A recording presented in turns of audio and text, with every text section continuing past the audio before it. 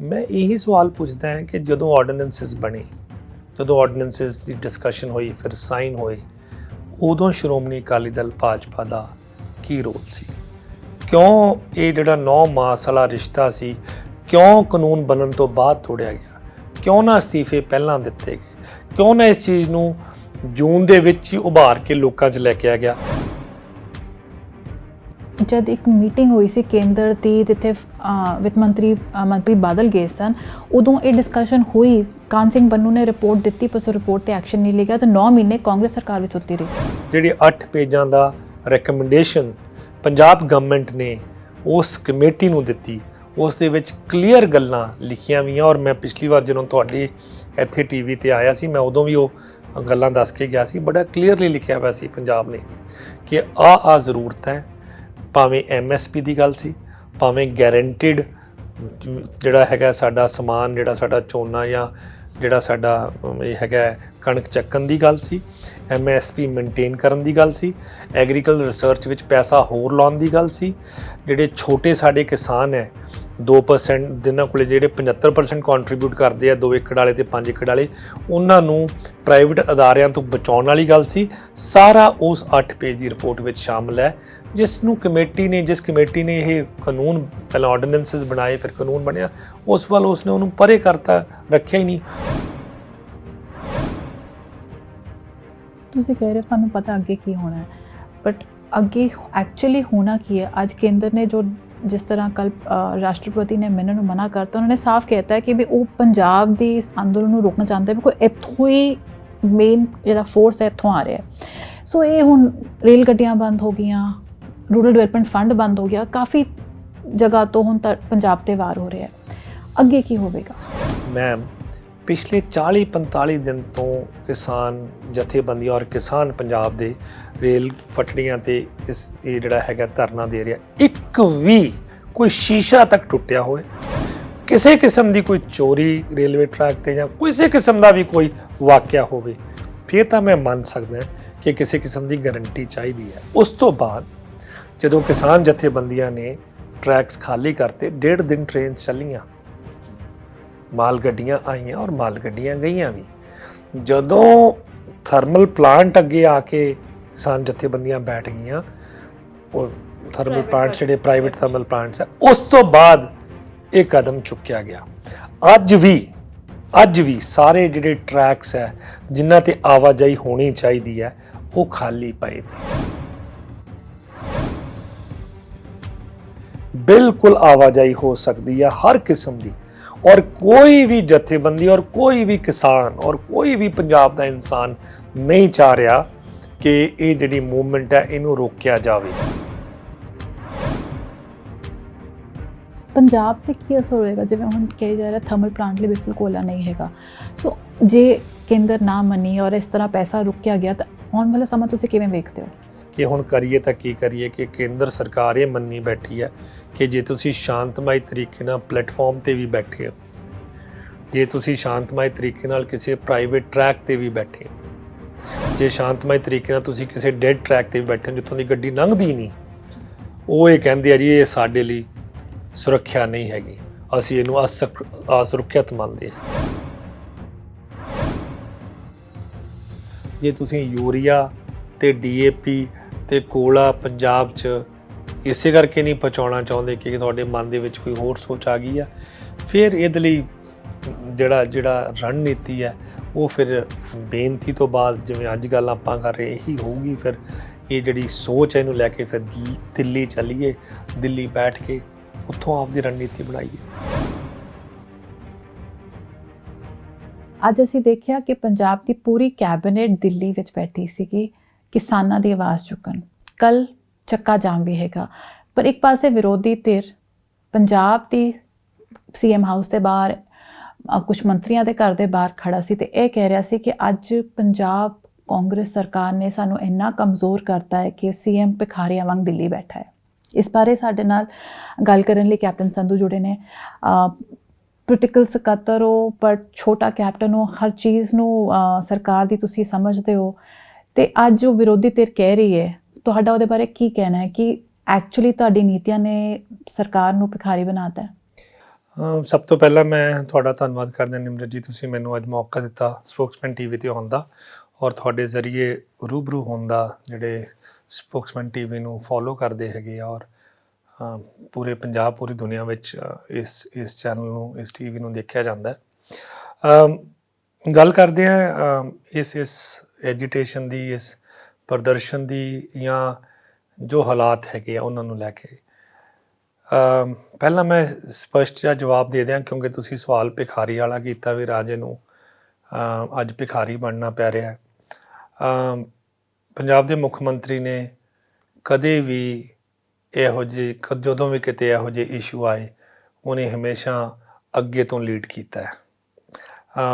ਜੇ ਅੱਜ ਆਹ ਸਮਾਂ ਆ ਗਿਆ ਕਿ ਇਸ ਇਸ਼ੂ ਨੂੰ ਜੇ ਦਿੱਲੀ ਲੈ ਕੇ ਜਾਣਾ ਪੈ ਰਿਹਾ ਹੈ, ਜੇ ਅੱਜ ਉਸ ਦੇ ਉੱਤੇ, ਉਸ ਦੇ ਪਰਿਵਾਰ ਉੱਤੇ ਇਨਕਮ ਟੈਕਸ, ED ਦੇ ਨੋਟਿਸਿਸ 'ਤੇ ਪਰਚੇ ਕੱਟੇ ਜਾ ਰਹੇ ਆ, ਤਾਂ ਉਹ ਇਸ ਕਿਸਮ ਦੀ, ਜਿਹਨੂੰ ਕਹਿ ਲਓ, ਜੋ ਕੇਂਦਰ ਸਰਕਾਰ ਨੇ ਇੱਕ ਰਵੱਈਆ ਅਪਣਾ ਲਿਆ ਉਹਨਾਂ ਪ੍ਰਤੀ ਅਤੇ ਪੰਜਾਬ ਪ੍ਰਤੀ, ਉਹ ਸਹਿਣ ਨੂੰ ਤਿਆਰ ਹਨ। ਭਿਖਾਰੀ ਬਣ ਕੇ ਵੀ ਜੇ ਕਿਸਾਨਾਂ ਲਈ ਖੜ੍ਹੇ ਹੈ ਤਾਂ ਮੇਰੇ ਹਿਸਾਬ ਦੇ ਨਾਲ ਉਹ ਗੱਲ ਜ਼ਿਆਦਾ ਸ਼ਲਾਘਾਯੋਗ ਹੈ, ਜਾਂ ਕਿ ਉਹੋ ਜਿਹੇ ਕਦਮਾਂ ਨੂੰ ਜਾਂ ਉਹੋ ਜਿਹੀ ਸੋਚ ਨੂੰ ਇਸ ਤਰੀਕੇ ਨਾਲ ਇੱਕ ਸਿਆਸੀ ਤਕਰੀਰ ਬਣਾ ਕੇ ਗੱਲ ਕਰਨਾ। ਅਮਰਿੰਦਰ ਸਿੰਘ ਦਾ ਪਿਛੋਕੜ ਆਪਾਂ ਨੂੰ ਸਭ ਨੂੰ ਪਤਾ ਹੈ, ਇਸ 'ਚ ਕੋਈ ਸ਼ੱਕ ਨਹੀਂ ਕਿ ਉਹ ਰਾਜ ਘਰਾਣੇ ਵਿੱਚ ਪੈਦਾ ਹੋਏ ਹੈ। ਇਹ ਕਿਸਮਤ, ਸੰਜੋਗ ਜੋ ਹੈ, ਪਰ ਉਸ ਦਾ ਕਿਰਦਾਰ ਬਤੌਰ ਸਿਆਸੀ ਨੇਤਾ, ਭਾਵੇਂ ਅੱਜ ਦੀ ਦਿਨ ਲੈ ਲਓ, ਅੱਜ ਕੀ ਲਿਖਿਆ ਉਹ 3 ਕਾਨੂੰਨਾਂ ਵਿੱਚ ਕਿ ਜੇ ਇੱਕ ਸਰਕਾਰ ਕੋਈ ਉਹ ਕਾਨੂੰਨ ਨਹੀਂ ਮੰਨਦੀ ਤਾਂ ਉਸ ਸਰਕਾਰ ਨੂੰ ਬਰਖਾਸਤ ਕੀਤਾ ਜਾਵੇਗਾ। ਉਹਨੇ ਵਿਧਾਨ ਸਭਾ 'ਚ ਹੀ ਕਹਿਤਾ ਕਿ ਮੈਂ ਅਸਤੀਫਾ ਜੇਬ 'ਚ ਲੈ ਕੇ ਬੈਠਾ, ਮੈਨੂੰ ਕੋਈ ਡਰ ਨਹੀਂ, ਤੁਸੀਂ ਬਰਖਾਸਤ ਕਰਨ ਦੀ ਗੱਲ ਕਰਦੇ ਹੋ, ਮੇਰੇ ਤੋਂ ਵੈਸੇ ਅਸਤੀਫਾ ਲੈ ਲਓ, ਪਰ ਪੰਜਾਬ ਦੇ ਹਿੱਤਾਂ ਲਈ ਔਰ ਪੰਜਾਬ ਦੇ ਹੱਕ ਲਈ ਜੋ ਵੀ ਕੁਰਬਾਨੀ ਦੇਣੀ ਪਈ ਉਹ ਮੈਂ ਦੇਣ ਨੂੰ ਤਿਆਰ ਹਾਂ। ਇਹ ਕੋਈ ਪਹਿਲੀ ਵਾਰ ਨਹੀਂ ਕੀਤਾ ਕੈਪਟਨ ਅਮਰਿੰਦਰ ਸਿੰਘ ਨੇ। 2002 ਵਿੱਚ ਪਾਣੀਆਂ ਦਾ ਮਸਲਾ ਆਇਆ, ਸਰਕਾਰ ਉਦੋਂ ਉੱਥੇ ਕਾਂਗਰਸ ਦੀ ਸੀ, ਕਿਸੇ ਨੂੰ ਬਿਨਾਂ ਦੱਸਿਆਂ, ਆਪਦੇ ਸੀਨੀਅਰ ਲੀਡਰਾਂ ਨੂੰ ਵੀ ਵਿੱਚ ਬਿਨਾਂ ਲਿੱਤਿਆਂ ਇਸ ਕਿਸਮ ਦਾ ਕਾਨੂੰਨ ਪਾਸ ਕੀਤਾ ਕਿ ਅੱਜ ਆਪਾਂ ਆਪਦਾ ਪਾਣੀ ਬਚਾ ਕੇ ਬੈਠੇ ਹੋਏ ਹਾਂ। 1984-85 ਦਾ ਵਾਕਿਆ ਦੇਖ ਲਓ, ਜਦੋਂ ਉਹ MP ਸੀ ਜਾਂ ਉਸ ਤੋਂ ਬਾਅਦ ਉਹ ਖੇਤੀਬਾੜੀ ਮੰਤਰੀ ਬਣੇ, ਦੂਜੇ ਜਾਂ ਤੀਜੇ ਨੰਬਰ 'ਤੇ ਉਹਨਾਂ ਦੀ ਸੀਨੀਅਰਿਟੀ ਸੀ ਉਸ ਵਜ਼ਾਰਤ ਵਿੱਚ। ਜਾਂ ਕੰਧੂ ਖੇੜੇ ਵਾਲਾ ਇਸ਼ੂ ਦੇਖ ਲਓ।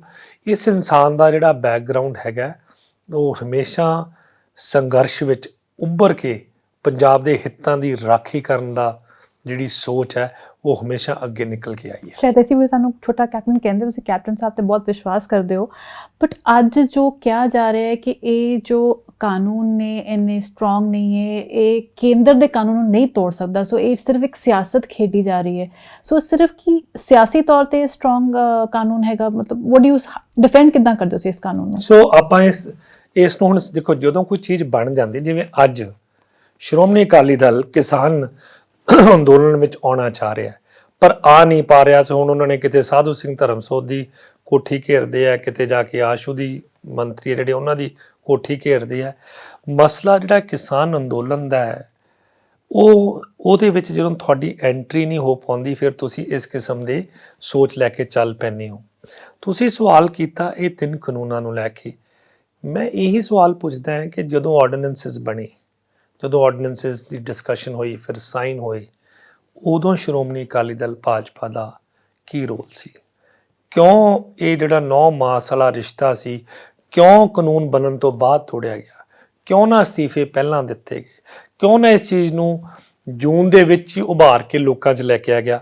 ਇਨਫੈਕਟ ਜੂਨ ਤੋਂ ਲੈ ਕੇ ਜਿੰਨਾ ਚਿਰ ਇਹ ਕਾਨੂੰਨ ਨਹੀਂ ਬਣੇ, ਸਾਰਾ ਅਕਾਲੀ ਦਲ ਹਲਕਾ ਲੈਵਲ 'ਤੇ ਰੈਲੀਆਂ ਕਰਕੇ ਇਸ ਆਰਡੀਨੈਂਸਿਸ ਦੀ ਪ੍ਰਸ਼ੰਸਾ ਕਰ ਰਿਹਾ ਸੀ। ਉਹਨਾਂ ਦਾ ਵਾਪਸ ਪਲਟਵਾਰ ਹੈ ਕਿ ਜਦ ਇੱਕ ਮੀਟਿੰਗ ਹੋਈ ਸੀ ਕੇਂਦਰ ਦੀ, ਜਿੱਥੇ ਵਿੱਤ ਮੰਤਰੀ ਬਾਦਲ ਗਏ ਸਨ, ਉਦੋਂ ਇਹ ਡਿਸਕਸ਼ਨ ਹੋਈ, ਕਾਨ ਸਿੰਘ ਬੰਨੂ ਨੇ ਰਿਪੋਰਟ ਦਿੱਤੀ, ਪਰ ਉਸ ਰਿਪੋਰਟ ਤੇ ਐਕਸ਼ਨ ਨਹੀਂ ਲਿਆ, ਤਾਂ 9 ਮਹੀਨੇ ਕਾਂਗਰਸ ਸਰਕਾਰ ਵੀ ਸੁੱਤੀ ਰਹੀ। ਸੋ ਹੁਣ ਮੈਂ ਉਸ ਗੱਲ ਤੇ ਆ ਜਾਂਦਾ, ਉਹ ਜਿਹੜਾ ਇੱਕ ਕੇਂਦਰ ਸਰਕਾਰ ਨੇ ਪਹਿਲਾਂ ਇੱਕ ਕਮੇਟੀ ਦਾ ਗਠਨ ਕੀਤਾ ਜਿਹਦੇ ਵਿੱਚ ਪੰਜਾਬ ਨੂੰ ਲਿੱਤਾ ਹੀ ਨਹੀਂ ਗਿਆ। ਪੰਜਾਬ ਦੇ ਮੁੱਖ ਮੰਤਰੀ ਕੈਪਟਨ ਅਮਰਿੰਦਰ ਸਿੰਘ ਜੀ ਨੇ ਕਿਹਾ ਕਿ ਤੁਸੀਂ ਐਡਾ ਵੱਡਾ ਖੇਤੀਬਾੜੀ ਦਾ ਮਸਲਾ ਡਿਸਕਸ ਕਰ ਰਹੇ ਹੋ ਔਰ ਪੰਜਾਬ ਜਿਹੜਾ 2.25% ਜਿਹਦੀ ਆਬਾਦੀ ਤੇ ਜਿਹਦਾ ਰਕਬਾ ਹੈ ਉਹ 98% ਜਿਹੜਾ ਹੈਗਾ ਦੇਸ਼, ਉਹਦੇ ਵਿੱਚ ਆਪਦੀ ਕੰਟਰੀਬਿਊਸ਼ਨ ਕਰਦਾ ਸਭ ਤੋਂ ਵੱਡੀ ਤੇ ਸਭ ਤੋਂ ਜ਼ਿਆਦਾ, ਤੁਸੀਂ ਉਹਨੂੰ ਨਹੀਂ ਲਿੱਤਾ। ਸੋ ਪੰਜਾਬ ਨੂੰ ਉਸ ਕਮੇਟੀ ਵਿੱਚ ਲੈ ਲਿਆ ਗਿਆ। ਕਿਹੜੀ ਮੀਟਿੰਗ ਕਦੋਂ ਹੋਈ, ਕੀ ਉਸ 'ਚ ਕੌਣ ਗਿਆ ਕੌਣ ਨਹੀਂ ਗਿਆ, ਮੈਂ ਅਖੀਰਲੀ ਗੱਲ ਕਰਦਾ ਕਿਉਂਕਿ ਮੈਂ ਛੋਟਾ ਰੱਖਣਾ ਚਾਹੁੰਦਾ ਇਸ ਜਵਾਬ ਨੂੰ, ਕਿ ਜਿਹੜੀ ਰਿਪੋਰਟ, ਜਿਹੜੇ 8 ਪੇਜਾਂ ਦਾ ਰეკਮੈਂਡੇਸ਼ਨ ਪੰਜਾਬ ਗਵਰਨਮੈਂਟ ਨੇ ਉਸ ਕਮੇਟੀ ਨੂੰ ਦਿੱਤੀ, ਉਸ ਦੇ ਵਿੱਚ ਕਲੀਅਰ ਗੱਲਾਂ ਲਿਖੀਆਂ ਹੋਈਆਂ। ਔਰ ਮੈਂ ਪਿਛਲੀ ਵਾਰ ਜਦੋਂ ਤੁਹਾਡੇ ਇੱਥੇ ਟੀਵੀ ਤੇ ਆਇਆ ਸੀ, ਮੈਂ ਉਦੋਂ ਵੀ ਉਹ ਗੱਲਾਂ ਦੱਸ ਕੇ ਗਿਆ ਸੀ। ਬੜਾ ਕਲੀਅਰਲੀ ਲਿਖਿਆ ਹੋਇਆ ਸੀ ਪੰਜਾਬ ਨੇ ਕਿ ਆਹ ਜ਼ਰੂਰਤ ਹੈ, ਭਾਵੇਂ MSP ਦੀ ਗੱਲ ਸੀ, ਭਾਵੇਂ ਗੈਰੰਟਿਡ ਜਿਹੜਾ ਹੈਗਾ ਸਾਡਾ ਸਮਾਨ, ਜਿਹੜਾ ਸਾਡਾ ਝੋਨਾ ਜਾਂ ਜਿਹੜਾ ਸਾਡਾ ਇਹ ਹੈਗਾ ਕਣਕ ਚੱਕਣ ਦੀ ਗੱਲ ਸੀ, MSP ਮੇਨਟੇਨ ਕਰਨ ਦੀ ਗੱਲ ਸੀ, ਐਗਰੀਕਲਚਰ ਰਿਸਰਚ ਵਿੱਚ ਪੈਸਾ ਹੋਰ ਲਾਉਣ ਦੀ ਗੱਲ ਸੀ, ਜਿਹੜੇ ਛੋਟੇ ਸਾਡੇ ਕਿਸਾਨ ਹੈ 2% ਜਿਨ੍ਹਾਂ ਕੋਲੇ ਜਿਹੜੇ 75% ਕੰਟਰੀਬਿਊਟ ਕਰਦੇ ਆ 2 ਏਕੜ ਵਾਲੇ ਤੇ 5 ਏਕੜ ਵਾਲੇ, ਉਹਨਾਂ ਨੂੰ ਪ੍ਰਾਈਵੇਟ ਅਦਾਰਿਆਂ ਤੋਂ ਬਚਾਉਣ ਵਾਲੀ ਗੱਲ ਸੀ। ਸਾਰਾ ਉਸ 8 ਪੇਜ ਦੀ ਰਿਪੋਰਟ ਵਿੱਚ ਸ਼ਾਮਲ ਹੈ, ਜਿਸ ਕਮੇਟੀ ਨੇ ਇਹ ਕਾਨੂੰਨ, ਪਹਿਲਾਂ ਆਰਡੀਨੈਂਸਸ ਬਣਾਏ ਫਿਰ ਕਾਨੂੰਨ ਬਣਿਆ, ਉਸ ਵੱਲ ਉਸਨੇ ਉਹਨੂੰ ਪਰੇ ਕਰਤਾ, ਰੱਖਿਆ ਹੀ ਨਹੀਂ। ਹੁਣ ਤੁਸੀਂ 3 ਕਾਨੂੰਨਾਂ ਦੀ ਗੱਲ ਕੀਤੀ, ਤੁਹਾਡਾ ਸਵਾਲ ਸ਼ੁਰੂ 'ਚ ਇਹ ਸੀ। ਇਸ ਤਰ੍ਹਾਂ ਹੁੰਦਾ ਕਿ ਜਦੋਂ ਕਾਨੂੰਨ ਆਏ ਉਸ ਤੋਂ ਬਾਅਦ ਮੀਟਿੰਗਸ ਹੋਈਆਂ, ਆਲ ਪਾਰਟੀ ਮੀਟਿੰਗ ਹੋਈ, ਕਿਸਾਨ ਜਥੇਬੰਦੀ ਨਾਲ ਹੋਈ, ਤਾਂ ਸਭ ਤੋਂ ਪਹਿਲਾ ਪ੍ਰਤੀਕਰਮ ਸਭ ਦਾ ਇਹ ਸੀ ਜੀ ਵੀ ਇਹਨਾਂ ਕਾਨੂੰਨਾਂ ਨੂੰ, ਇਹਨਾਂ ਆਰਡੀਨੈਂਸਸ ਨੂੰ ਰਿਜੈਕਟ ਕੀਤਾ ਜਾਵੇ। ਦੋਨੋਂ ਵਾਰ ਜਿਹੜਾ ਆਪਾਂ ਸਪੈਸ਼ਲ ਸੈਸ਼ਨ ਬੁਲਾਇਆ, ਦੋਨੇ ਚੀਜ਼ਾਂ ਨੂੰ ਰਿਜੈਕਟ ਕੀਤਾ ਗਿਆ। ਉਸ ਤੋਂ ਬਾਅਦ ਜਿਹੜੇ 3 ਕਾਨੂੰਨ ਲੈ ਕੇ ਆਂਦੇ ਗਏ, ਉਹ ਕਾਨੂੰਨ ਕੀ ਹੈ? ਉਹ ਕਾਨੂੰਨ ਇੱਕ ਇਹ ਕਹਿੰਦਾ ਹੈ ਕਿ ਜੇ ਕੋਈ ਵੀ ਬੰਦਾ MSP ਤੋਂ ਘੱਟ ਖਰੀਦਣ ਦੀ ਕੋਸ਼ਿਸ਼ ਕਰੂਗਾ ਪੰਜਾਬ ਵਿੱਚ, ਤਾਂ ਉਹਨੂੰ 3 ਸਾਲ ਦੀ ਸਜ਼ਾ ਤੇ ਨਾਲ ਜੁਰਮਾਨਾ ਹੋਊਗਾ। ਕੋਈ ਵੀ ਘਰਾਣਾ ਇਸ ਚੀਜ਼ ਨੂੰ, ਪ੍ਰਾਈਵੇਟ ਘਰਾਣਾ ਹੋਵੇ, ਕੋਈ ਕੰਪਨੀ ਹੋਵੇ, ਉਹ ਇਸ ਚੀਜ਼ ਨੂੰ ਕਰੂਗੀ, ਉਹਨੂੰ ਵੀ ਇਹੀ ਜੁਰਮਾਨਾ ਹੋਊਗਾ। ਜਿਹਦੀ 2.5 ਏਕੜ ਜ਼ਮੀਨ ਹੈ, ਉਸ ਤੋਂ ਘੱਟ ਹੈ, ਉਹਦੀ ਕਿਸੇ ਵੀ ਹਾਲਾਤਾਂ ਵਿੱਚ ਇਹ ਜਿਹੜੀ ਜ਼ਮੀਨ ਹੈ ਉਹ ਕੁਰਕੀ ਨਹੀਂ ਹੋਵੇਗੀ। ਇਹ ਸਟੇਟ ਸਬਜੈਕਟ ਐਗਰੀਕਲਚਰ ਸੀ। ਕਾਨੂੰਨ ਉਹਨਾਂ ਨੇ ਐਗਰੀਕਲਚਰ ਨੂੰ ਪਰੇ ਕਰਕੇ ਟ੍ਰੇਡ ਪਾ ਕੇ ਕੌਨਕਰੈਂਟ ਲਿਸਟ 'ਚ ਲਿਆਏ। ਜੇ ਕੌਨਕਰੈਂਟ ਲਿਸਟ ਹੁੰਦੀ ਹੈ ਜਿਸ ਦੇ ਵਿੱਚ ਰਾਜ ਤੇ ਕੇਂਦਰ ਸਰਕਾਰ ਦਾ ਆਪਸ ਦੇ ਵਿੱਚ ਕਿਸੇ 'ਚ ਕਨਫਲਿਕਟ ਹੈਗਾ, ਤਾਂ ਉਹ ਜਿਹੜੀ ਗੱਲ ਹੈਗੀ ਹੈ ਉਹ ਰਾਸ਼ਟਰਪਤੀ ਤੱਕ ਜਾਂਦੀ ਹੈਗੀ ਹੈ। ਸੋ ਜਿਹੜੇ ਇਹ ਕਾਨੂੰਨ ਬਣਾਏ ਗਏ ਹੈਗੇ ਆ, ਇਹ ਪ੍ਰੈਜ਼ੈਂਟ ਉਸ ਚੀਜ਼ ਨੂੰ ਰੋਕਣ ਲਈ, ਇਹ ਵੀ ਪਤਾ ਆਪਾਂ ਨੂੰ ਗਵਰਨਰ ਸਾਹਿਬ ਦਾ ਕੀ ਰੋਲ ਹੈ, ਇਹ ਵੀ ਆਪਾਂ ਨੂੰ ਪਤਾ ਵੀ ਅੱਗੇ ਕੀ ਹੋਣਾ, ਪਰ ਇਸ ਤੋਂ ਇਲਾਵਾ ਔਰ ਇਸ ਤਰੀਕੇ ਨਾਲ ਔਰ ਇਹੀ ਆਪੋਜੀਸ਼ਨ ਹੈ ਜਿਹੜੀ ਉਸ ਦੇ ਨਾਲ ਗਈ, ਉਸ ਦੇ ਵਿੱਚ ਬਹਿਸ ਹੋਈ 5-6 ਘੰਟੇ ਪਹਿਲਾਂ ਸਦਨ ਵਿੱਚ। ਉਸ ਤੋਂ ਬਾਅਦ ਸਾਰੇ ਇਕੱਠੇ ਜਾ ਕੇ ਗਵਰਨਰ ਸਾਹਿਬ ਨੂੰ ਮਿਲੇ।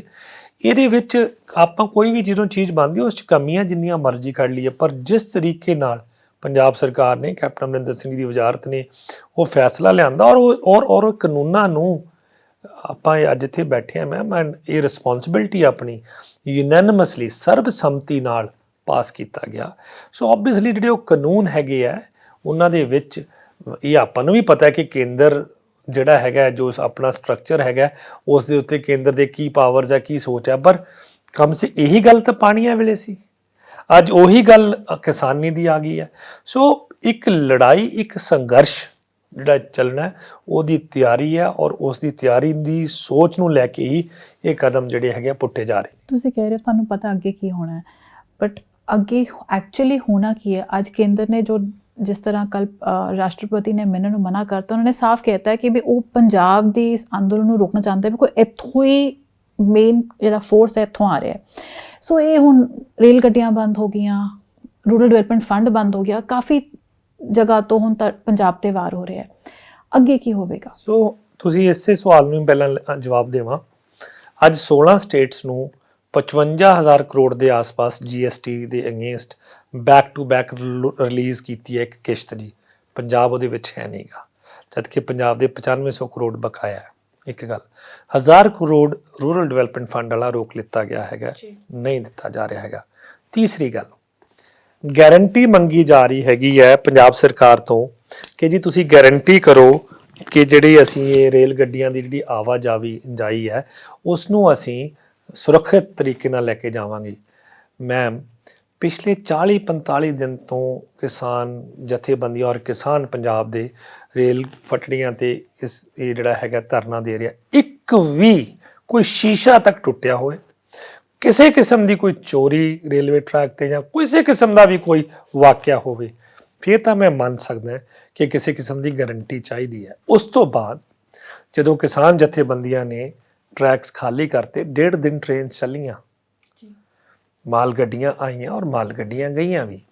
ਜਦੋਂ ਥਰਮਲ ਪਲਾਂਟ ਅੱਗੇ ਆ ਕੇ ਕਿਸਾਨ ਜਥੇਬੰਦੀਆਂ ਬੈਠ ਗਈਆਂ, ਉਹ ਥਰਮਲ ਪਲਾਂਟ ਜਿਹੜੇ ਪ੍ਰਾਈਵੇਟ ਥਰਮਲ ਪਲਾਂਟਸ ਹੈ, ਉਸ ਤੋਂ ਬਾਅਦ ਇਹ ਕਦਮ ਚੁੱਕਿਆ ਗਿਆ। ਅੱਜ ਵੀ ਸਾਰੇ ਜਿਹੜੇ ਟਰੈਕਸ ਹੈ ਜਿਨ੍ਹਾਂ ਤੇ ਆਵਾਜਾਈ ਹੋਣੀ ਚਾਹੀਦੀ ਹੈ ਉਹ ਖਾਲੀ ਪਏ ਨੇ। ਬਿਲਕੁਲ ਆਵਾਜਾਈ ਹੋ ਸਕਦੀ ਹੈ ਹਰ ਕਿਸਮ ਦੀ, ਔਰ ਕੋਈ ਵੀ ਜਥੇਬੰਦੀ ਔਰ ਕੋਈ ਵੀ ਕਿਸਾਨ ਔਰ ਕੋਈ ਵੀ ਪੰਜਾਬ ਦਾ ਇਨਸਾਨ ਨਹੀਂ ਚਾਹ ਰਿਹਾ ਕਿ ਇਹ ਜਿਹੜੀ ਮੂਵਮੈਂਟ ਹੈ ਇਹਨੂੰ ਰੋਕਿਆ ਜਾਵੇ। ਕਿਉਂ ਰੋਕੀ ਜਾ ਰਹੀ ਹੈ? ਤੁਸੀਂ ਗੱਲ ਰਾਸ਼ਟਰਪਤੀ ਜੀ ਦੀ ਨਾਮ ਮਿਲਣ ਦੀ ਕੀਤੀ, ਹੁਣ ਤੱਕ ਜਿਹੜੇ ਮਿਨਿਸਟਰਸ ਹੈਗੇ ਆ ਉਹਨਾਂ ਨੂੰ ਵਾਰੀ-ਵਾਰੀ ਬੇਨਤੀਆਂ ਕੀਤੀਆਂ ਜਾ ਰਹੀਆਂ ਮਿਲਣ ਦੀਆਂ, ਉਹ ਨਹੀਂ ਮਿਲ ਰਹੇ। ਪ੍ਰਧਾਨ ਮੰਤਰੀ ਨੂੰ ਲਗਾਤਾਰ ਚਿੱਠੀਆਂ ਲਿਖ ਕੇ ਬੇਨਤੀ ਕੀਤੀ ਜਾ ਰਹੀ ਹੈ ਮਿਲਣ ਦੀ, ਉਹ ਨਹੀਂ ਮਿਲ ਰਹੇ। ਸੋ ਪੰਜਾਬ ਸਰਕਾਰ ਕੋਲੇ ਕੈਪਟਨ ਅਮਰਿੰਦਰ ਸਿੰਘ ਜੀ ਨੇ ਇਹ 4 ਨਵੰਬਰ ਨੂੰ ਅੱਜ ਕਿਉਂ ਉੱਥੇ ਗਏ? ਕਿਉਂਕਿ ਵਿਧਾਨ ਸਭਾ ਦੇ ਵਿੱਚ ਇਹ ਵੀ ਫੈਸਲਾ ਸਰਬਸੰਮਤੀ ਨਾਲ ਪਾਸ ਹੋਇਆ ਸੀ ਕਿ ਅੱਜ ਆਪਾਂ ਪਹਿਲਾਂ ਗਵਰਨਰ ਕੋਲ ਜਾਵਾਂਗੇ, ਫਿਰ ਇਕੱਠੇ ਆਈ ਸਾਰੇ ਆਪਾਂ ਦਿੱਲੀ ਜਾਵਾਂਗੇ ਰਾਸ਼ਟਰਪਤੀ ਭਵਨ 'ਚ। ਇਹ ਵੀ ਪਤਾ ਹੈ ਕਿ ਕਾਨੂੰਨ ਜਿਹੜੇ ਹੈਗੇ ਹਜੇ ਗਵਰਨਰ ਕੋਲ ਹੀ ਪਏ ਹੈ, ਤੇ ਗਵਰਨਰ ਤਾਂ ਰਾਸ਼ਟਰਪਤੀ ਜੀ ਦੇ ਥੱਲੇ ਹੀ ਹੈ। ਇਸੇ ਪੁਕਾਰ ਲੈ ਕੇ ਰਾਸ਼ਟਰਪਤੀ ਜੀ ਕੋਲ ਜਾ ਰਹੇ ਸੀ। ਬੇਨਤੀ ਕੀਤੀ ਗਈ ਸ਼੍ਰੋਮਣੀ ਅਕਾਲੀ ਦਲ ਦੇ ਜਿਹੜੇ ਲੀਡਰ ਹੈਗੇ ਆ ਸ਼ਰਨਜੀਤ ਸਿੰਘ ਢਿੱਲੋਂ ਜੀ, ਉਹਨਾਂ ਨੇ ਲੁਧਿਆਣੇ ਰਹਿਣਾ ਉਚਿਤ ਸਮਝਿਆ। ਬੇਨਤੀ ਕੀਤੀ ਗਈ ਸੀ ਸਿਮਰਜੀਤ ਬੈਂਸ ਨੂੰ, ਉਹ ਉੱਥੇ ਪਹੁੰਚੇ। ਪਰਮਿੰਦਰ ਢੀਂਡਸਾ, ਸੁਖਪਾਲ ਖਹਿਰਾ ਪਹੁੰਚੇ, ਔਰ ਇਹੀ ਬੇਨਤੀ ਹਰਪਾਲ ਸਿੰਘ ਚੀਮਾ ਜੀ ਨੂੰ ਵੀ ਕੀਤੀ ਗਈ ਸੀ। ਉਹਨਾਂ ਨੇ ਜੋ ਵੀ ਉਹਨਾਂ ਦੀ ਪਾਰਟੀ ਦੀ ਸੋਚ ਸੀ ਉਹ ਲਿੱਤੀ। ਪਰ ਇਹ ਸਾਰੇ ਐਮਐਲਏ ਸਾਹਿਬਾਨ ਉਸ ਪਵਿੱਤਰ ਸਦਨ ਦੇ ਹਿੱਸਾ ਹਨ ਜਿਸ ਦਿਨ ਇਹਨਾਂ ਸਾਰਿਆਂ ਨੇ ਸਰਬਸੰਮਤੀ ਨਾਲ ਇਹ ਫੈਸਲਾ ਲਿੱਤਾ ਸੀ ਕਿ ਅਸੀਂ ਗਵਰਨਰ ਸਾਹਿਬ ਕੋਲ ਵੀ ਜਾਵਾਂਗੇ, ਅਸੀਂ ਨਵੰਬਰ ਦੇ ਪਹਿਲੇ ਹਫਤੇ 'ਚ ਰਾਸ਼ਟਰਪਤੀ ਸਾਹਿਬ ਕੋਲ ਵੀ ਜਾਵਾਂਗੇ। ਸਿਆਸਤ ਸ਼ਾਇਦ ਇਕੱਠੀ ਨਹੀਂ ਹੋ ਸਕਦੀ ਹੈ, ਸਿਆਸਤ ਦੀ ਆਪਣੀ ਸੋਚ ਹੈ, ਮੈਂ ਵੀ ਚੋਣਾਂ ਆਉਣ ਵਾਲੀਆਂ ਹੈਗੀਆਂ, ਬਟ ਪੰਜਾਬ ਤੇ ਕੀ ਅਸਰ ਹੋਏਗਾ? ਜਿਵੇਂ ਹੁਣ ਕਿਹਾ ਜਾ ਰਿਹਾ ਥਰਮਲ ਪਲਾਂਟ ਲਈ ਬਿਲਕੁਲ ਕੋਲਾ ਨਹੀਂ ਹੈਗਾ, ਸੋ ਜੇ ਕੇਂਦਰ ਨਾ ਮੰਨੀ ਔਰ ਇਸ ਤਰ੍ਹਾਂ ਪੈਸਾ ਰੁਕਿਆ ਗਿਆ ਤਾਂ ਆਉਣ ਵਾਲਾ ਸਮਾਂ ਤੁਸੀਂ ਕਿਵੇਂ ਵੇਖਦੇ ਹੋ? ਜੋ ਲੱਗਦਾ ਹੈ ਕਿ ਦੇਖੋ ਅੱਜ ਵੀ ਮੁੱਖ ਮੰਤਰੀ ਸਾਹਿਬ ਨੇ ਕਿਹਾ ਕਿ ਕਿਸਾਨ ਲਈ ਔਰ ਪੰਜਾਬ ਦੇ ਹਿੱਤਾਂ ਲਈ ਅਸੀਂ ਕੋਈ ਨਾ ਸੌਦਾ ਕਰਨਾ ਹੈ ਤੇ ਨਾ ਪਿਛਾਂਹ ਹਟਣਾ ਹੈ। ਪਰ ਅਸੀਂ ਕੋਈ ਲੜਾਈ ਜਾਂ ਕੋਈ ਅਸੀਂ ਉਹ ਨਹੀਂ ਚਾਹੁੰਦੇ ਵੀ ਸਾਡਾ ਹੋਵੇ। ਸਾਡੀ ਜਿਹੜੀ ਸੋਚ ਮੁਤਾਬਿਕ ਜੋ ਅਸੀਂ ਚੀਜ਼ ਮੰਗ ਰਹੇ ਹਾਂ ਸਾਨੂੰ ਉਵੇਂ ਦੇ ਦਿੱਤੀ ਜਾਵੇ ਜੋ ਸਾਲ ਬਰ ਸਾਲ ਦਿੱਤੀ ਜਾ ਰਹੀ ਸੀ। ਕੇਂਦਰ ਸਰਕਾਰ ਦੀ ਸੋਚ ਤੋਂ ਐਂ ਲੱਗਦਾ ਜਿਸ ਤਰੀਕੇ ਨਾਲ ਪਿਛਲੇ ਕੁਝ ਦਿਨਾਂ ਤੋਂ ਉਹਨਾਂ ਨੇ ਫੈਸਲੇ ਲਿੱਤੇ ਹੈਗੇ ਆ, ਜਾਂ ਜਿਹੜੇ ਰੇਲਵੇ ਮਿਨਿਸਟਰ ਸਾਹਿਬ ਹੈ ਉਹਨਾਂ ਨੇ ਜਿਵੇਂ ਚਿੱਠੀਆਂ ਲਿਖੀਆਂ ਹੈਗੀਆਂ, ਉਸ ਤੋਂ ਇਹ ਪਤਾ ਲੱਗਦਾ ਕਿ ਕੋਈ ਕਾਰਨ ਜਿਨ੍ਹਾਂ ਦੇ ਬਾਰੇ ਕੇਂਦਰ ਸਰਕਾਰ ਹੀ ਵਧੀਆ ਤਰੀਕੇ ਨਾਲ ਦੱਸ ਸਕਦੀ ਹੈ ਵੀ ਕਿਉਂ ਇਹ ਜਿਹੜੀਆਂ ਰੇਲ ਗੱਡੀਆਂ ਬੰਦ ਕੀਤੀਆਂ। ਜਿਹੜਾ ਪਹਿਲਾਂ ਇੱਕ ਚੀਜ਼ ਇੱਥੇ ਚੱਲਣ ਦੀ ਕੋਸ਼ਿਸ਼ ਕੀਤੀ ਸੀ ਕਿ ਜਿਹੜਾ ਸਾਡਾ ਸਮਾਜਿਕ ਭਾਈਚਾਰਾ ਹੈ ਉਹਦੇ ਵਿੱਚ ਕਿਸੇ ਤਰੀਕੇ ਨਾਲ ਫਾਸਲਾ ਪਾਇਆ ਜਾਵੇ, ਉਹਦੇ ਵਿੱਚ ਅਸਫਲ ਹੋ ਗਏ। ਇਹ 7-10 ਦਿਨ ਪਹਿਲਾਂ ਇੱਕ ਉਹ ਚਲਾਈ ਗਈ ਸੀ।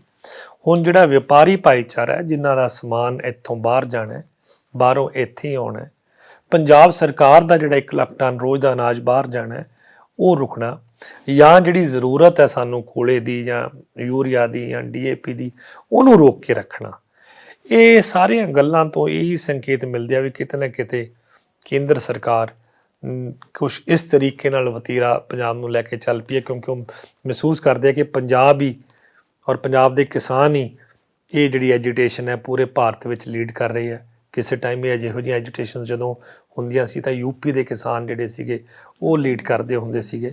ਇਸ ਵਾਰ ਪੰਜਾਬ ਦੇ ਕਿਸਾਨਾਂ ਨੇ ਔਰ ਸਾਰਿਆਂ ਨੇ ਜਥੇਬੰਦੀਆਂ ਨੇ ਇਹ ਲੀਡ ਕੀਤਾ ਪਿਆ।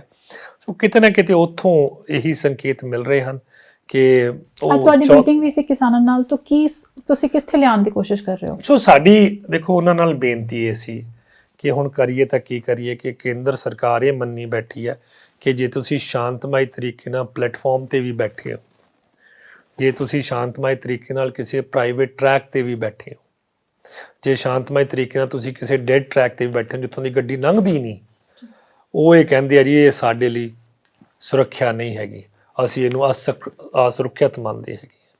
ਸੋ ਕਿਤੇ ਨਾ ਕਿਤੇ ਇਸ ਗੱਲ ਨੂੰ ਲੈ ਕੇ ਪੰਜਾਬ ਦੀ ਜਿਹੜੀ ਆਪਣੀ ਇੱਕ ਆਪਾਂ ਇਕੱਠੇ ਇਕਮੁੱਠ ਹੋ ਕੇ ਜਿਹੜੀ ਇਸ ਲੜਾਈ ਵਿੱਚ ਜਾਂ ਉਸ ਵਿੱਚ ਆਪਾਂ ਐਜੀਟੇਸ਼ਨ ਵਿੱਚ ਜੁਟੇ ਹੋਏ ਹਾਂ, ਉਹਦੇ ਵਿੱਚ ਕਿਤੇ ਨਾ ਕਿਤੇ ਦਰਾਰ ਪਾਉਣੀ ਚਾਹੁੰਦੀ ਹੈ। ਸੋ ਆਪਾਂ ਇਹਨਾਂ ਨੂੰ ਇਹ ਵੀ ਬਹਾਨਾ ਨਾ ਦੇਈਏ। ਪਲੱਸ ਤਿਉਹਾਰ ਜਿਹੜਾ ਦੀਵਾਲੀ ਦਾ, ਆਪਣੇ ਲਈ ਤਾਂ ਹੁਣ ਇਹ ਦੀਵਾਲੀ ਕਿਸ ਕਿਸਮ ਦੀ ਹੋਣੀ ਆਪਾਂ ਨੂੰ ਸਾਰਿਆਂ ਨੂੰ ਪਤਾ ਹੈ, ਪਰ ਫਿਰ ਵੀ ਪੰਜਾਬ 'ਚ ਬਾਕੀ ਜਿਹੜੇ ਰਹਿੰਦੇ ਆ ਲੋਕ, ਉਹਨਾਂ ਨੇ ਆਪਦੀ ਦੀਵਾਲੀ ਤਿਉਹਾਰ ਜਾਂ ਉਹਨਾਂ ਜਿਹੜੇ ਲੋਕ ਹਵਾਈ ਜਹਾਜ਼ ਰਾਹੀਂ ਸਫ਼ਰ ਨਹੀਂ ਕਰ ਸਕਦੇ, ਜਿਨ੍ਹਾਂ ਕੋਲੇ ਮਾਧਿਅਮ ਹੀ ਬਾਕੀ ਰਾਜਾਂ ਤੋਂ ਪੰਜਾਬ ਵਿੱਚ ਆਉਣ ਦਾ ਰੇਲ ਗੱਡੀ ਹੈ, ਜਾਂ ਜਿਹੜੇ ਸਾਡੇ ਫੌਜੀ ਭਰਾ ਜਾਂ ਨੀਮ ਦਸਤੇ ਜਿਹੜੇ ਸਾਡੇ ਬਾਰਡਰ 'ਤੇ ਬੈਠੇ ਜਾਂ ਕਿਤੇ ਵੀ ਦੇਸ਼ ਵਿੱਚ ਹੋਰ ਸੇਵਾ ਕਰ ਰਹੇ ਆ, ਉਹ ਵੀ ਸਿਰਫ ਤੇ ਸਿਰਫ ਰੇਲ ਗੱਡੀ ਰਾਹੀਂ ਹੀ ਵਾਪਸ ਪੰਜਾਬ ਛੁੱਟੀ ਆ ਸਕਦੇ ਆ। ਜਾਂ ਇਹਨਾਂ ਸਾਰੀਆਂ ਚੀਜ਼ਾਂ ਨੂੰ ਦੇਖਦੇ ਹੋਏ ਇਹ ਜਿਹੜਾ ਆਪਾਂ ਮੌਕਾ, ਜਿਹੜਾ ਇੱਕ ਰੀਜ਼ਨ, ਇੱਕ ਬਹਾਨਾ, ਇੱਕ ਕਾਰਨ ਬਣਾਈ ਬੈਠੀ ਹੈ, ਉਸ 'ਤੇ ਆਪਾਂ ਜ਼ਰੂਰ ਹਮਦਰਦੀ ਨਾਲ ਵਿਚਾਰ ਕਰੀਏ। ਅਗਲੀ ਰਣਨੀਤੀ ਕੀ ਹੋਏਗੀ? ਦੇਖੋ ਇਹ ਜਿਹੜੇ ਜਿਵੇਂ ਅੱਜ ਸੀਐਮ ਸਾਹਿਬ ਨੇ ਵੀ ਆਖਿਆ ਗੱਲ ਕਿ ਰਣਨੀਤੀ ਨਾਲੋਂ ਜ਼ਿਆਦਾ ਅਸੀਂ ਤਾਂ ਅੱਜ ਵੀ ਇਹੀ ਸੋਚ ਰੱਖਦੇ ਹਾਂ ਕਿ ਭਾਰਤ ਸਰਕਾਰ ਨੂੰ ਇਹ ਦੇਖਣਾ ਚਾਹੀਦਾ ਹੈ ਕਿ ਪੰਜਾਬ ਦੀ ਹਰੀ ਕ੍ਰਾਂਤੀਕਾਰੀ ਤੋਂ ਲੈ ਕੇ ਅੱਜ ਤੱਕ ਦੀ ਪੰਜਾਬ ਦੇ ਔਰ ਇੰਡੀਆ ਦੇ ਜਿਹੜਾ ਫੂਡ ਬੋਲ ਹੈਗਾ ਉਹਦੇ ਵਿੱਚ ਕੀ ਕੰਟਰੀਬਿਊਸ਼ਨ ਰਹੀ ਹੈ। ਇਹ ਤਾਂ ਇਮੋਸ਼ਨਲ ਗੱਲਾਂ ਹੋਈਆਂ, ਉਹਨਾਂ ਦੇ ਸੁਣਨੀਆਂ ਆਉਂਦੀਆਂ ਪਹਿਲਾਂ ਹੀ ਵਿਚਾਰ ਲੈਂਦੇ। ਉਹਨਾਂ ਦਾ ਸ਼ਾਇਦ ਜਿਵੇਂ ਅੱਜ ਦੀ ਸਿਆਸਤ ਜਿਹੜੀ ਇਸ ਪਾਸੇ ਖੜੀ ਹੈ ਉਹ ਖੇਤੀ 'ਚੋਂ ਆਈ ਹੈ, ਉਹਨਾਂ ਦੀ ਸਿਆਸਤ ਕਾਰਪੋਰੇਟ 'ਚੋਂ ਆਈ, ਉਹਨਾਂ ਨੂੰ ਨਹੀਂ ਸਮਝ ਆ ਸਕਦੀ। ਸੋ ਅੱਗੇ ਕੁਝ ਤਾਂ ਸੋਚਿਆ ਹੋਏਗਾ। ਦੇਖੋ ਸੋਚ ਤਾਂ ਇਸ ਕਿਸਮ ਦੀ ਇਹ ਹੈਗੀ ਹੈ ਕਿ ਪੰਜਾਬ ਨੂੰ ਕਿਸੇ ਵੀ ਤਰੀਕੇ ਨਾਲ ਵਿੱਤੀ ਸੰਕਟ, ਤੁਹਾਨੂੰ ਪਤਾ ਹੀ ਹੈ ਜਦੋਂ ਇਹ ਸਰਕਾਰ ਆਈ ਸੀ ਕਿਸ ਕਿਸਮ ਦਾ ਸੰਕਟ ਸੀ, ਦੇ ਬਾਵਜੂਦ ਸਰਕਾਰ ਨੇ ਆਪਦੀ ਹਿੰਮਤ ਕਰਕੇ ਔਰ ਸਾਰਿਆਂ ਦੀ ਮਿਹਨਤ ਕਰਕੇ ਆਪਾਂ 3.5 ਸਾਲ ਬੜੇ ਅੱਛੇ ਤਰੀਕੇ ਨਾਲ ਕੱਢੇ ਹੈਗੇ ਆ। ਸੋਚ ਅੱਜ ਵੀ ਇਹੀ ਹੈ ਕਿ ਕਿਸੇ ਵੀ ਤਰੀਕੇ ਨਾਲ ਜਿਹੜੇ ਸੰਕਟ ਵੱਧ ਰਹੇ ਆ ਇਹਨਾਂ ਨੂੰ ਕਿਸੇ ਤਰੀਕੇ ਨਾਲ ਰੋਕਿਆ ਜਾਵੇ, ਜੇ ਗੱਲਬਾਤ ਜਾਂ ਜਿਸ ਤਰੀਕੇ ਨਾਲ ਆਪਾਂ ਰੋਕ ਸਕਦੇ ਹਾਂ। ਪਰ ਜਦੋਂ ਹੁਣ ਆਪਾਂ GST ਨਹੀਂ ਦੇਣ ਤੇ ਆ ਰਹੇ ਆ, ਜਿਹੜਾ ਸਾਡਾ 10 ਮਹੀਨੇ ਪਹਿਲਾਂ ਜਾਂ 9 ਮਹੀਨੇ ਪਹਿਲਾਂ ਦਾ ਡਿਊ ਹੈ, ਜੇ ਸਾਡੀ RDF ਫੰਡ ਸਾਡਾ ਜਾਂ ਆਉਂਦਾ ਹੀ ਤੁਸੀਂ ਰੋਕ ਦਿੰਦੇ ਹੋ। ਜੇ ਤੁਸੀਂ ਯੂਰੀਆ ਤੇ DAP ਤੇ ਕੋਲਾ ਪੰਜਾਬ 'ਚ ਇਸੇ ਕਰਕੇ ਨਹੀਂ ਪਹੁੰਚਾਉਣਾ ਚਾਹੁੰਦੇ ਕਿ ਤੁਹਾਡੇ ਮਨ ਦੇ ਵਿੱਚ ਕੋਈ ਹੋਰ ਸੋਚ ਆ ਗਈ ਆ, ਫਿਰ ਇਹਦੇ ਲਈ ਜਿਹੜਾ ਰਣਨੀਤੀ ਹੈ ਉਹ ਫਿਰ ਬੇਨਤੀ ਤੋਂ ਬਾਅਦ ਜਿਵੇਂ ਅੱਜ ਗੱਲ ਆਪਾਂ ਕਰ ਰਹੇ ਇਹੀ ਹੋਊਗੀ। ਫਿਰ ਇਹ ਜਿਹੜੀ ਸੋਚ ਹੈ ਇਹਨੂੰ ਲੈ ਕੇ ਫਿਰ ਦਿੱਲੀ ਚੱਲੀਏ, ਦਿੱਲੀ ਬੈਠ ਕੇ ਉੱਥੋਂ ਆਪਦੀ ਰਣਨੀਤੀ ਬਣਾਈਏ। ਲੰਬੀ ਲੜਾਈ ਹੈ, ਪਰ ਅੱਜ ਜਿੱਦਾਂ ਕਾਂਗਰਸ ਸਰਕਾਰ ਕਿਸਾਨਾਂ ਦਾ ਖਿਆਲ ਰੱਖ ਰਹੀ ਹੈ, ਉਮੀਦ ਕਰਦੇ ਹਾਂ ਇਸੇ ਤਰ੍ਹਾਂ ਡਟੀ ਰਹੇ ਔਰ ਸਿਆਸੀ ਰੋਟੀਆਂ ਨਾ ਸੇਕੀਆਂ ਜਾਣ ਤੇ ਕਿਸਾਨਾਂ ਦੇ ਨਾਲ ਰਿਹਾ ਜਾਏ। ਤੇ ਮੈਂ ਇਸ ਤੇ ਗੱਲ ਕਰਨਾ ਚਾਹੁੰਦਾ ਕਿ ਆਪਾਂ ਕਈ ਵਾਰ ਮੁੱਦੇ ਨੂੰ ਸਿਰਫ ਕਿਸਾਨ ਪੱਖੀ ਲੈ ਕੇ ਹੀ ਚੱਲਦੇ ਹਾਂ। ਜੇ ਇਹਨੂੰ ਸਹੀ ਤਰੀਕੇ ਨਾਲ ਦੇਖੋ ਤਾਂ ਇਹ ਮੁੱਦਾ ਪੂਰੇ ਪੰਜਾਬ ਦਾ ਹੈ।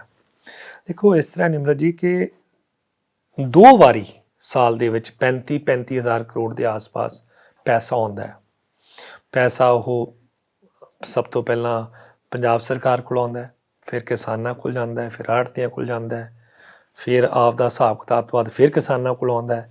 ਉਸ ਤੋਂ ਬਾਅਦ ਜਿਹੜੇ ਸਾਡੇ ਕਿਰਤ ਮਜ਼ਦੂਰ ਭਰਾ ਜਿਹੜੇ ਕਿਸਾਨਾਂ ਨਾਲ ਲੱਗ ਕੇ ਉਹ ਫਸਲ ਨੂੰ ਸਿੰਜਿਆ ਹੁੰਦਾ ਉਹਨਾਂ ਕੋਲ ਜਾਂਦਾ ਹੈ। ਉਸ ਤੋਂ ਬਾਅਦ ਉਹੀ ਪੈਸਾ ਸ਼ਹਿਰਾਂ ਵਿੱਚ ਆਉਂਦਾ ਹੈ। ਉਸ ਦੁਕਾਨਦਾਰ ਹੋਏ, ਵਪਾਰੀ, ਜੇ ਅੱਜ ਵਪਾਰ ਰੁਕਿਆ, ਪੰਜਾਬ ਵੀ ਪੂਰੇ ਕੰਟਰੀ ਐਗਰੀਕਲਚਰ ਕੰਟਰੀ ਹੈਗਾ। ਬਿਲਕੁਲ, ਔਰ ਪੰਜਾਬ ਖਾਸ ਕਰਕੇ ਦੇਖੋ 1.25% ਦੀ ਤੁਹਾਡੀ ਰਕਬਾ ਹੋਵੇ ਤੇ ਤੁਸੀਂ ਇਸ ਕਿਸਮ ਦੀ ਕੰਟਰੀਬਿਊਸ਼ਨ ਕਰ ਰਹੇ ਹੋਵੋ। ਸੋ ਇਹ ਪੈਸੇ ਨਾਲ ਔਰ ਇਸ ਵਿਤਕਰੇ ਨਾਲ ਜੋ ਜਿਸ ਤਰ੍ਹਾਂ ਤੇ ਕੇਂਦਰ ਸਰਕਾਰ ਚੱਲੀ ਹੋਈ ਹੈ, ਕਿਸਾਨ ਨਹੀਂ ਪੂਰੇ ਪੰਜਾਬ ਨੂੰ ਆਪਾਂ ਤਬਾਹੀ ਵਾਲੇ ਪਾਸੇ ਲੈ ਕੇ ਜਾ ਰਹੇ ਹਾਂ। ਭਾਵੇਂ ਯੂਥ ਲਈ ਇੰਪਲੋਇਮੈਂਟ ਹੋਵੇ, ਭਾਵੇਂ ਕਿਸਾਨ ਦੀ ਰੋਜ਼ੀ ਹੋਵੇ, ਕਿਰਤ ਮਜ਼ਦੂਰ ਦੀ ਰੋਟੀ ਹੋਵੇ, ਇੱਕ ਦੁਕਾਨਦਾਰ ਦੀ ਜਿਹੜੀ ਦੁਕਾਨਦਾਰੀ ਹੋਵੇ ਔਰ ਵੱਡੇ ਵਪਾਰੀਆਂ ਦਾ ਵੱਡਾ ਬਿਜ਼ਨਸ ਹੋਵੇ, ਇਹ ਸਾਰਾ ਚੱਲਣਾ ਤਾਂ ਪੈਸੇ ਨਾਲ ਹੀ ਹੈ ਨਾ। ਬਿਲਕੁਲ, ਪਰ ਤਬਾਹੀ ਦੀ ਗੱਲ ਤੁਸੀਂ ਕਰਦੇ ਹੋ। ਅੱਜ ਕੈਪਟਨ ਅਮਰਿੰਦਰ ਨੇ ਵੀ ਕਿਹਾ ਕਿ ਵੀ ਮੈਂ ਬਤੌਰ ਗ੍ਰਹਿ ਮੰਤਰੀ ਕਹਿ ਰਿਹਾ ਕਿ ਪਾਕਿਸਤਾਨ ਤੋਂ ਰੋਜ਼ ਡਰੋਨ ਆ ਰਹੇ ਸੋ ਪੰਜਾਬ ਵਿੱਚ ਖਤਰਾ ਕਿਸੇ ਹੋਰ ਤਰ੍ਹਾਂ ਦਾ ਹੈ। ਸੋ ਉੱਤੇ ਵੀ ਇੱਕ ਹੀ ਜਾਂ ਇਹ ਸਿਆਸਤ ਦੀ ਹਮੇਸ਼ਾ ਕੋਈ ਗੱਲ ਹੁੰਦੀ ਹੈ, ਜੇ ਬਰਗਾੜੀ ਹੋਏ ਤਾਂ ਸਰਹੱਦ ਪਾਰੋਂ ਆਏ ਸੀ ਕਿ ਹਰ ਗੱਲ ਤੇ ਅਸੀਂ ਉਧਰੋਂ ਹੀ ਬਲੇਮ ਕਰ ਦਿੰਦੇ ਹਾਂ। ਦੇਖੋ ਜਿਸ ਕਿਸਮ ਦਾ ਆਪਣਾ ਰਿਸ਼ਤਾ ਰਿਹਾ ਆਪਣੇ ਗੁਆਂਢੀ ਮੁਲਕ ਨਾਲ, ਆਪਾਂ ਨੂੰ ਵੀ ਪਤਾ ਹੈ ਕਿ ਜਦੋਂ ਮੌਕਾ ਉਹਨੂੰ ਮਿਲਦਾ ਹੈ, ਇਸ ਕਿਸਮ ਦਾ ਮਾਹੌਲ ਮਿਲਦਾ, ਉਸ ਮਾਹੌਲ ਦੇ ਵਿੱਚ ਉਹਦੀ ਜਿਹੜੀ ਸੋਚ ਔਰ ਜਿਹੜੀ ਉਹਦੀ ਕੰਟਰੀਬਿਊਸ਼ਨ ਹੁੰਦੀ ਹੈ ਉਹ ਇਸ ਪੱਖੀ ਹੁੰਦੀ ਹੈ। ਔਰ ਅੱਜ ਜੋ ਮਾਹੌਲ ਬਣਦਾ ਜਾ ਰਿਹਾ, ਜੇ ਤੁਸੀਂ ਅੱਜ 75% ਤੁਹਾਡਾ ਕਿਸਾਨ 5 ਏਕੜ ਤੇ 2 ਏਕੜ ਤੋਂ ਘੱਟ ਵਾਲੇ ਆ, ਜੇ ਅੱਜ ਆਪਾਂ ਉਹਨਾਂ ਨੂੰ ਵਿਹਲੇ ਕਰ ਦਿਆਂਗੇ, ਉਹਨਾਂ ਦਾ ਰੋਟੀ ਰੋਜ਼ੀ ਖੋਲਾਂਗੇ, ਉਹਨਾਂ ਦੇ ਬੱਚੇ ਜਿਹੜੀ ਬੜੀ ਮੁਸ਼ਕਲ ਨਾਲ ਦੁਬਾਰਾ ਖੇਤੀਬਾੜੀ ਵੱਲ ਰੁੱਝੇ ਆ ਤੇ ਜੁਟੇ ਆ, ਜੇ ਆਪਾਂ ਇਹ ਚੀਜ਼ਾਂ ਖਤਮ ਕਰ ਦਿਆਂਗੇ, ਜਿਹੜੀ ਇਹ ਰੋਟੀ ਰੋਜ਼ੀ ਅੱਗੇ ਲੋਕਾਂ 'ਚ ਚੱਲਦੀ ਸੀ, ਅੱਗੇ ਕਿਰਤ ਜਿਹੜੇ ਆਪਣੀ ਬਿਲਡਿੰਗਾਂ ਬਣਾਉਂਦੇ ਆ ਜਾਂ ਕੋਈ ਵੀ ਇਸ ਕਿਸਮ ਦਾ ਕਾਰੋਬਾਰ ਕਰਦੇ ਹੈਗੇ ਆ, ਇਹ ਸਾਰਿਆਂ ਨੂੰ ਇਫੈਕਟ ਕਰਦੀ ਹੈ। ਜੇ ਤੁਸੀਂ ਉਸ ਨੂੰ ਤਬਾਹ ਕਰਨ ਵਾਲੇ ਪਾਸੇ ਚਲੇ ਜਾਓਗੇ ਤਾਂ ਜੇ ਉਹਨੇ ਆਪਦਾ ਢਿੱਡ ਭਰਨਾ ਹੋਊਗਾ ਉਹ ਕੀ ਕਰੂਗਾ? ਉਹ ਫਿਰ ਉਸ ਕਿਸਮ ਦੇ ਤਰੀਕੇ ਅਪਣਾਊਗਾ ਜੋ ਤਰੀਕੇ ਪਿਛਲੀ ਵਾਰ ਆਪਾਂ ਸਾਰਾ ਪੰਜਾਬ ਉਸ ਵਿੱਚ ਗਰੀਬੀ ਲੰਘ ਵਿੱਚ ਚੁੱਕੇ ਹਾਂ। ਹਿੰਸਾ ਤੇ ਜਾਂ ਚੋਰੀ ਚਕਾਰੀ ਤਾਂ ਹੁੰਦੀ ਹੈ, ਬਟ ਸਾਡੇ ਕੋਲ ਬਿਕੋਜ਼ ਆਫ ਬੀਇੰਗ ਸਰਹੱਦ ਸਾਡੇ ਖਤਰਾ ਜ਼ਿਆਦਾ ਹੁੰਦਾ ਹੈਗਾ। ਸੋ ਸਾਡੇ ਨਾਲ ਗੱਲ ਕਰਨ ਲਈ ਬਹੁਤ ਬਹੁਤ ਧੰਨਵਾਦ। ਉਮੀਦ ਕਰਦੇ ਹਾਂ ਕਿ ਇਸੇ ਤਰ੍ਹਾਂ ਸਰਕਾਰ ਡਟੀ ਰਹੇਗੀ ਤੇ ਸ਼ਾਇਦ ਕੇਂਦਰ ਸਰਕਾਰ ਵੀ ਸੁਣਨ ਤੇ ਮਜਬੂਰ ਹੋਏਗੀ। ਜੀ ਬਿਲਕੁਲ, ਅਸੀਂ ਵੀ ਇਹ ਉਮੀਦ ਕਰਦੇ ਹਾਂ ਕਿ ਕੇਂਦਰ ਸਰਕਾਰ ਆਪਦੀ ਸੋਚ ਬਦਲੇਗੀ, ਮਹਿਸੂਸ ਕਰੇਗੀ ਕਿ ਅਸੀਂ ਜਿਹੜਾ ਪੰਜਾਬ ਦੀ ਜੋ ਇੱਕ ਆਵਾਜ਼ ਉੱਠ ਕੇ ਆ ਰਹੀ ਹੈ ਪੂਰੇ ਪੰਜਾਬ ਦੇ ਆਵਾਮ ਦੀ, ਉਹਨੂੰ ਉਸ ਤਰੀਕੇ ਨਾਲ ਸੋਚੇਗੀ ਔਰ ਗੰਭੀਰਤਾ ਨਾਲ ਵਿਚਾਰ ਕਰੇਗੀ, ਔਰ ਜੋ ਚੀਜ਼ਾਂ ਜਿਸ ਤਰੀਕੇ ਨਾਲ ਉਹਨਾਂ ਨੇ ਰੋਕ ਲਾ ਰੱਖੀ ਹੈ ਜਾਂ ਇੱਕ ਤਰੀਕੇ ਦਾ ਉਹ ਸਿਚੁਏਸ਼ਨ ਬਣਾਤੀ ਹੈ, ਉਸ ਨੂੰ ਠੀਕ ਕਰਨ ਦੇ ਵਿੱਚ ਆਪ ਦਾ ਸਹੀ ਯੋਗਦਾਨ ਪਾਊਗੀ।